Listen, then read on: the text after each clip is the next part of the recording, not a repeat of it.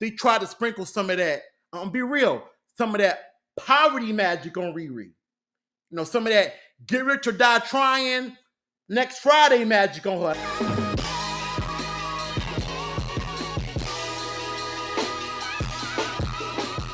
The first one I want to talk about is Ironheart.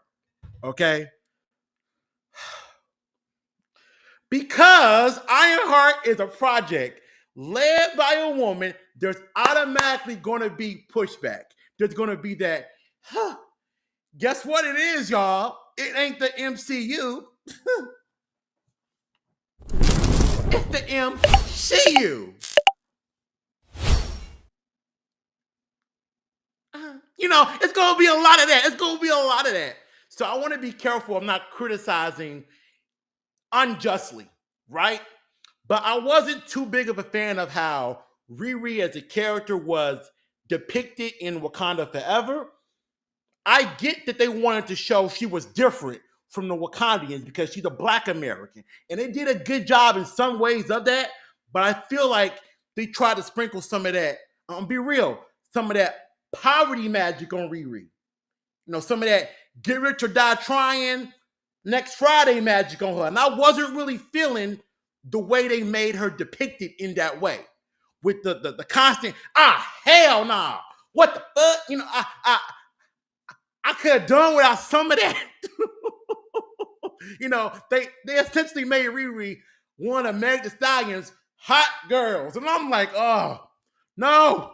Now, when you get to the actual trailer, it covers kind of like Shuri being like, hey, I fuck with you, but you cannot take this armor out of Wakanda. We made it for you. It's great, but you can't take it out of here. So she winds up going back to where she originated from in America, MIT, and she winds up, you know, doing what she did in Wakanda Forever, stealing equipment, making her own suit, and she eventually gets kicked out of school for that.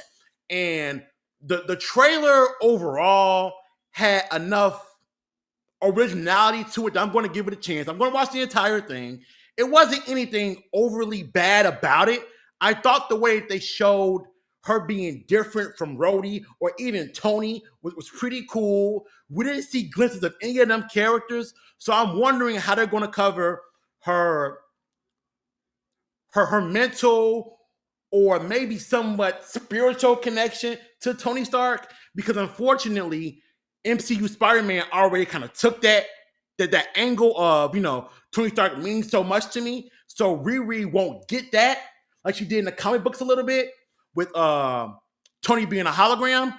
But nigga, the trailer, I can't show it on here, but the trailer had Shaka Khan. Chat, I didn't know who the fuck Shaka Khan was. Nigga, y'all know that song that go, ain't nobody love me better. Make me happy, yeah. Make me feel this way. Ain't nobody, nigga. They had that song playing during the trailer. Who is making these trailers? Who is doing this? you are blessed. Somehow you made Madonna Like a Prayer work for Deadpool and Wolverine. I don't know how you made it work, but you made it work. I don't need you to play Shaka Khan for Ironheart. If you don't find some modern pop artist, if you don't go get a Doja Cat song, if you don't get a Gorilla song, if you don't go get somebody modern and put them on that fucking trailer, I'm gonna kick your ass. That's fucked up. That's fucked up. I was like, let me see how old these directors are. 45 plus. I'm like, okay, that's why. What? Because the directors for Miss Marvel, the first two episodes, I think, were the same directors that did Bad Boys Ride or Die and Bad Boys for Life. They are the twin directors, and they're younger. So they're more in touch. And they were able to choose The Weeknd, Blinding Lights, as the song for Miss Marvel.